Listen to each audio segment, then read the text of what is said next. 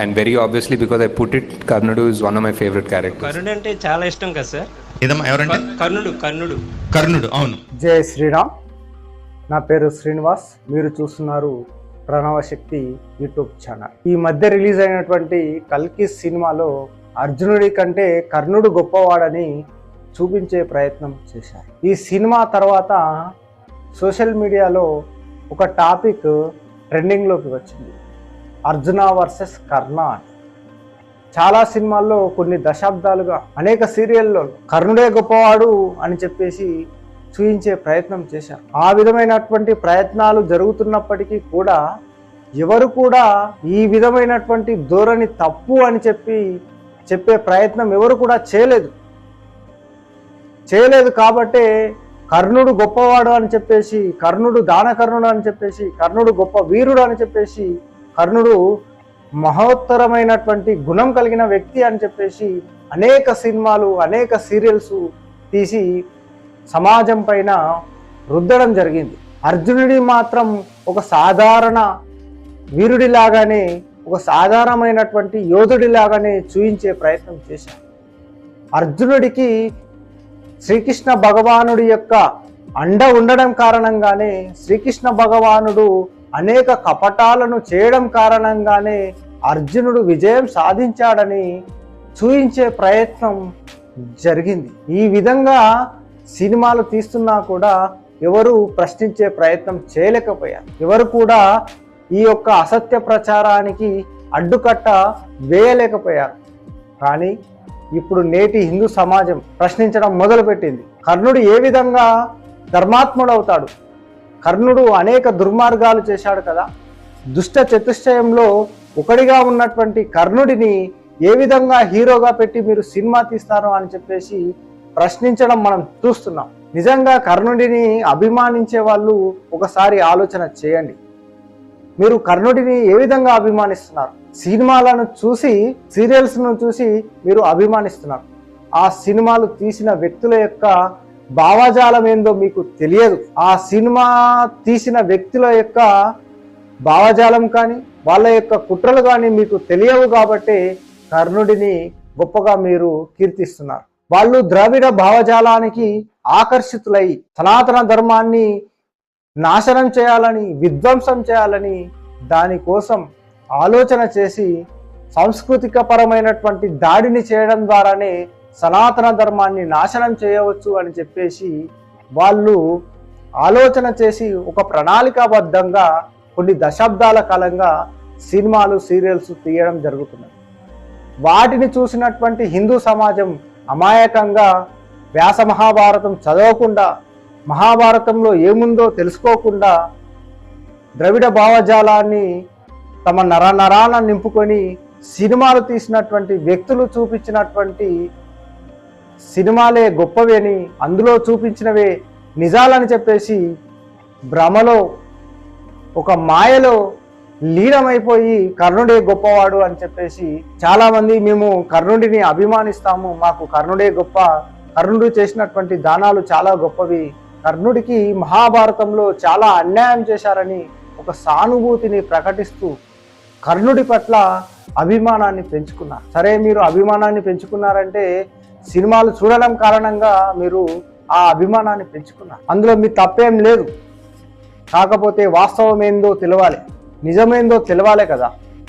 వాళ్ళు ఏ విధమైనటువంటి భావజాలంతో తీశారంటే హిందూ వ్యతిరేక భావజాలంతో ఆ సినిమాలు తీయడం జరిగింది. మీరు దానిని గ్రహించాలి. మీరు ఎప్పుడైతే మహాభారతాన్ని చదువుతారో అప్పుడే అసలైనటువంటి నిజం ఏందో, అసలైనటువంటి వాస్తవం ఏందో మీకు తెలుస్తుంది. కర్ణుడు చేసినటువంటి అధర్మమైనటువంటి పనులేంటో మీకు తెలుస్తుంది. ఒక మహిళ పట్ల కర్ణుడు వ్యవహరించిన తీరును చూస్తుంటే మీరు అతడిని అభిమానించడం మానేస్తారు. కర్ణుడు దుర్యోధనుడి పక్షాన ఉన్నాడు కాబట్టి అధర్మపరుడు కాలేదు. కర్ణుడే స్వయంగా అనేక అధర్మమైనటువంటి పనులు చేశాడు. కర్ణుడే అధర్మమైనటువంటి బుద్ధితో దుర్యోధనుని చేత అనేక అధర్మమైనటువంటి పనులు కూడా కర్ణుడు స్వయంగా చేయించాడు. ధర్మరాజు చేత జూదమాడించి ధర్మరాజుని జూదంలో ఓడించిన తర్వాత ద్రౌపదిని తీసుకొని రమ్మని దుర్యోధనుడు దుశ్శాసనుని ఆదేశిస్తాడు. దుశ్శాసనుని చూసి ద్రౌపది ఏమంటుందంటే, నేను రజస్వల అయినటువంటి స్త్రీగా ఉన్నాను, పీరియడ్స్లో ఉన్నాను, ఏక వస్త్రాన్ని ధరించి ఉన్నాను, నేను ఇప్పుడు రాలేను, ఈ విషయాన్ని వాళ్ళకు చెప్పు అని చెప్పేసి చెప్తుంది. అయినప్పటికీ కూడా దుశ్శాసనుడు అవేవి పట్టించుకోకుండా, నిన్ను జూదంలో నిన్ను గెలుచుకున్నాం, నువ్వు మా బానిస స్త్రీవి, నిన్ను ఎలాగైనా మేము తీసుకొని వెళ్ళవచ్చు అని చెప్పేసి ఆమె జుట్టు పట్టుకొని లాక్కొని కురుసభకు తీసుకొని వెళ్ళడం జరుగుతుంది. ఆ కురుసభలోకి వచ్చిన తర్వాత ద్రౌపది ఒక మాట అడుగుతుంది ధర్మరాజా, నిన్ను ఓడిపోయిన తర్వాత నన్ను ఓడిపోయావా, నన్ను ఓడిపోయిన తర్వాత నిన్ను ఓడిపోయావా అని చెప్పేసి ఒక ప్రశ్న వేయడం జరుగుతుంది. అదే ప్రశ్నను ఆ సభలో ఉన్న వాళ్ళందరికీ కూడా అడగడం జరుగుతుంది. ఆ ప్రశ్న వేయడంతో అక్కడ ఉన్నటువంటి ఎవరు కూడా సమాధానం చెప్పలేక మౌనంగా ఉండిపోతారు. ఆ సందర్భంలో కౌరవులలో ఒకడైనటువంటి వికర్ణుడు ముందుకు వచ్చి, ఒక స్త్రీ పట్ల మనం ఈ విధంగా వ్యవహరించడం తప్పు, ఆమెను మనం జూదంలో గెలుచుకున్నాము అనేది అధర్మమైనటువంటి పని, ఈ విధమైనటువంటి మన పనిని మనం మానుకోవాలి, ధర్మరాజుని మనం జూదంలో మోసపూరితంగా ఓడించాము కాబట్టి ఆ స్త్రీని, ఆ ద్రౌపదిని ఆ విధంగా అవమానించడం తప్పు అని చెప్పేసి వికర్ణుడు మాట్లాడటం జరుగుతుంది. ఆ సందర్భంలో దాన వీర శూర కర్ణుడు అని చెప్పుకున్నటువంటి మనం అభిమానించే కర్ణుడు ముందుకు వచ్చి ఈ విధంగా మాట్లాడతాడు.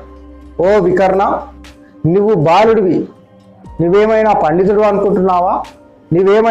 నువ్వేమైనా భీష్మ ద్రోణ కృపాచారుల కంటే పెద్దవాడు అనుకుంటున్నావా? వాళ్లకు తెలియని ధర్మం ఏమైనా నీకు తెలుస్తుందా? ఏం మాట్లాడుతున్నావు? అజ్ఞానంతో మాట్లాడుతున్నావు, ముందు నువ్వు ఇక్కడి నుంచి వెళ్ళు అని చెప్పేసి దుశ్శాసనుని పిలిచి ద్రౌపది యొక్క వస్త్రాలను లాగివేయు అని చెప్పేసి ఈ కర్ణుడు అంటాడు.